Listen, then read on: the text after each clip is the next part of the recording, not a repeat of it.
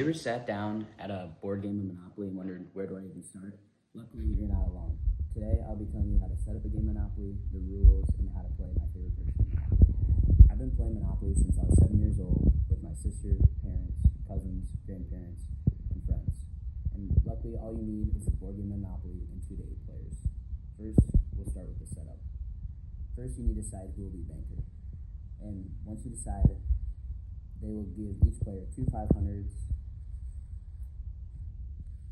2 100s, 2 50s,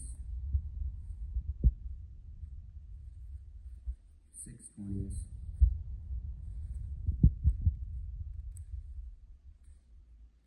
5 10s,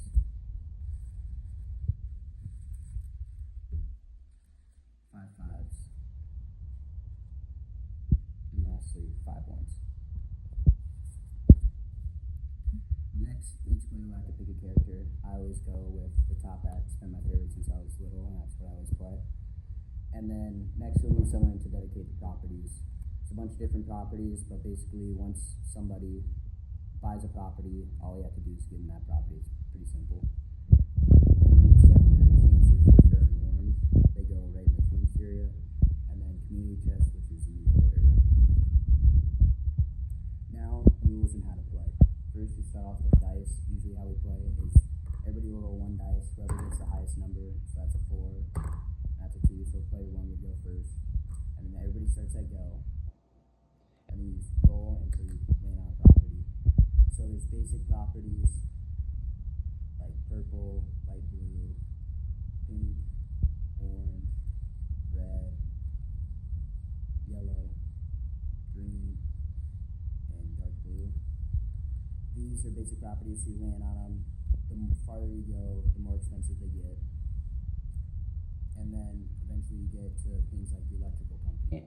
And if you own one of these, each one costs $150. If you own one of these, then say if I land on it, I get a 5. 5 times 4 is 20. So if you land one, it's times 4.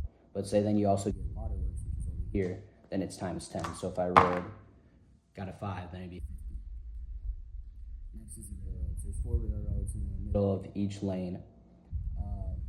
Every time you get a railroad, the rent goes up. So the first time it's 25, then 50. If you have 3 railroads, it's 100, and then if you have all of them, it's 200.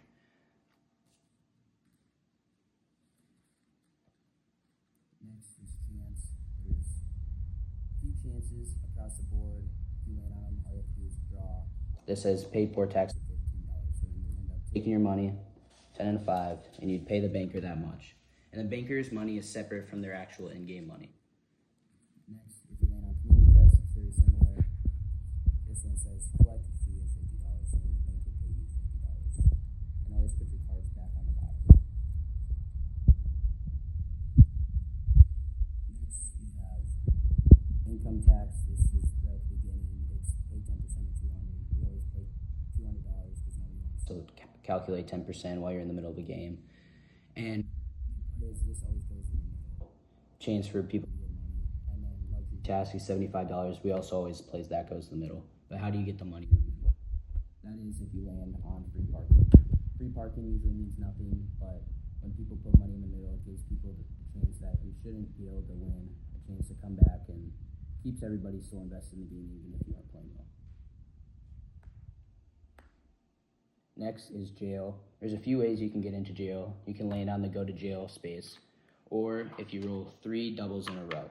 If you roll doubles, you get to play again. You get to keep rolling. But if you roll 3 of them in a row, then you go to jail.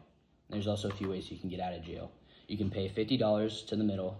You can roll doubles, or if you land on chance or community chest, there's a possibility that you get a get out of jail free card, and you can use that whenever. Next is houses. On each card, except for railroads and electric company and the waterworks, there's a cost for each hotel. So over here, it's $50. On this side, it's $100. On this side, it's $150. And on this side, it's $200. And each house increases how much people have to pay if they land on your property. So once you buy a property, no one else can buy it. And then if they land it on again, then they have to owe you rent. And so but the only way you can buy houses is if you have all the same color. So if I have both these purples, I can get it. Or if I have all three of these pinks, I can get houses. And eventually, if you buy enough houses, you get a hotel. And for example, if you have no houses on this purple, it's only $4. But if you can get it up to a hotel, it's $450. So it's very, very important that you add hotels and houses. But so what if you don't have any houses or you don't have any property? How would you get money? Each time you pass go or land on go, you get $200.